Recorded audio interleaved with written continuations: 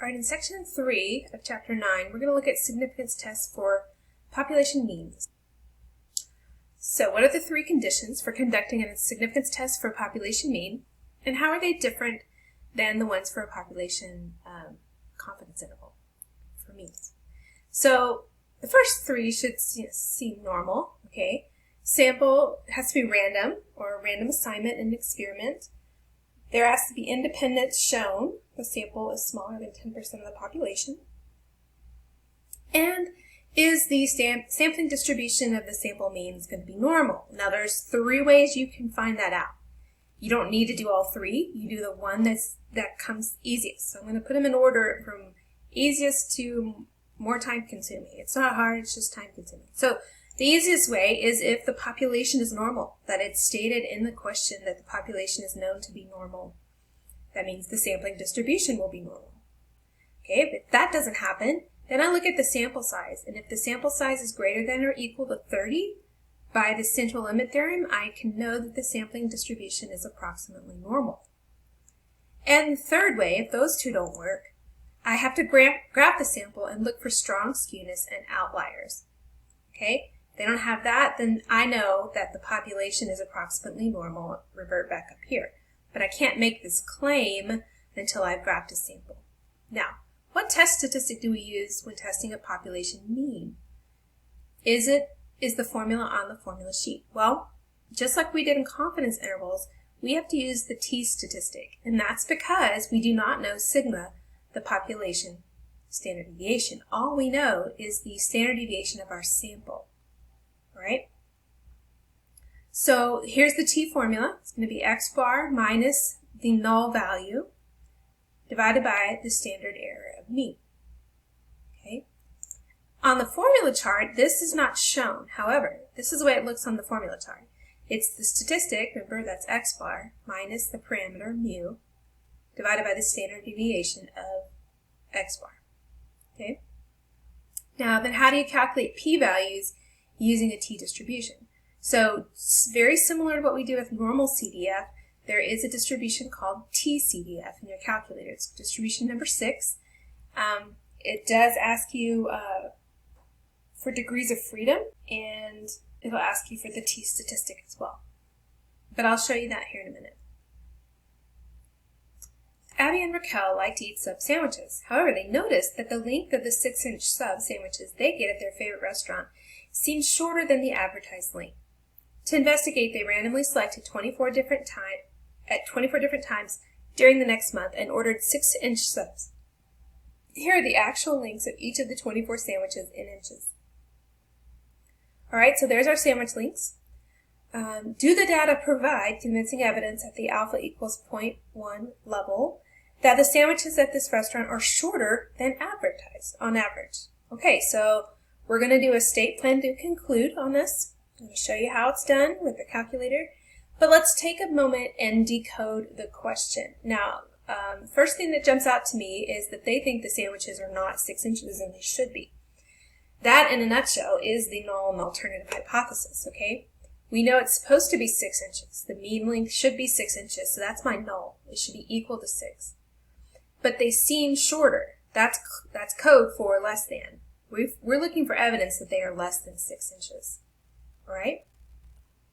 The other thing I need to notice is my sample size is 24. I need that as well because I'll need degrees of freedom. Things are coming down the pipe. All right? We need to know our sample size.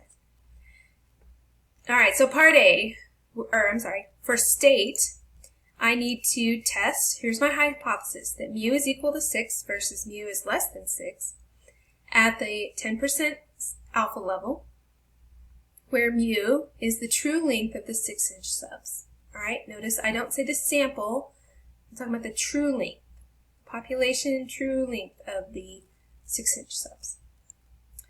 All right, on the plan step, if the conditions are met, I'm going to perform a one-sample t-test. So I have to name it, a one-sample t-test. Condition 1 is random. Were they randomly selected? Yes, it says that 24 randomly selected times they bought the different sandwiches. And then 10% condition. Is 24 less than 10% of all the subs made in a month? I sure hope so, right? And then lastly, okay, how do I know if my sampling distribution of sample means is actually normal in shape? It's not stated in the problem. My sample is less than 30, so I cannot use central limit theorem. That means I'm going to have to take that data and make a dot plot. And that's what I did here. Made a dot plot. I do notice there's no strong skewness and there's no outliers. So what does that tell me? So since the sample data is not strongly skewed and doesn't have outliers, it's reasonable to assume, here we go, that the population is approximately normal and we can calculate t, right? Don't say it's reasonable to assume the sample is approximately normal. It's the population. That's what this tells us about the population, right? All right, on the do step, I'm going to walk you through it on the calculator, basically. So we know our sample size is 24. What I've done is gone into list 1 and list the sandwich lengths. And this is our null and alternative, right? Just copying this down from previous slides, just for reference. So after I've entered them in my list, then I'm going to go to stat test, and I'm going to go to number 2. It says t-test, right? Once I click on that, this is what pops up. It asks me, do I want to use data or do I want to use statistics? And it's important to realize that you will use data if you've had to enter data in a list. If you didn't have to enter data in the list, then you would use statistics. That means they would have told you what the x bar is and the s value is for your sample. But if I have the raw data like I do in this question, I can just use data and it will generate all those values for me. Then I have to tell them what's the null value in our question, which was 6. Where's the data? It's in list 1. And I need to pick the right inequality, so it's a less than, right? Less than the null value. And then I can hit calculate, and this is what pops up. Everything I need to show my work, basically. Here's the t value, here's the p value, here's x bar, and s of x bar, okay? Everything I need is right here to show my work. So then, on my paper, I would write out the t formula, that I took the sample, 5.678, or 68, and subtract the null over the sample standard deviation is 0.66 divided by the square root of my sample size. And it gives me negative 2.38. This is important that you show your work. Now, when I draw my picture, I know it's a left-tailed test because it's a less than, it's pointing to the left, and z is negative 2.38, so I label all that. Then I'm going to use the tcdf function in my calculator. It's going to ask me for the lower boundary, and it's going to ask me for the upper boundary. All right?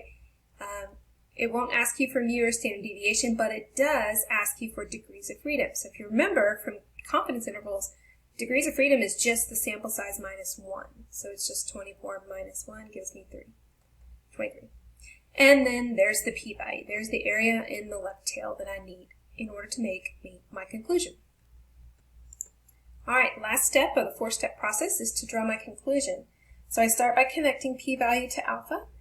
So I say because my p-value of 0.013 is less than alpha of 0.1, we reject the null hypothesis. There is convincing evidence that the true mean length of the 6-inch subs is less than 6 inches. Okay? Now, given our conclusion, which kind of mistake, a type 1 or type 2, could we have made, and explain what this would mean in context? So remember, if you reject the null, that's a type 1. If we fail to reject the null, it's a type 2. So in this case, we rejected the null, which means we may have made a type 1 error. We don't know, but we may have.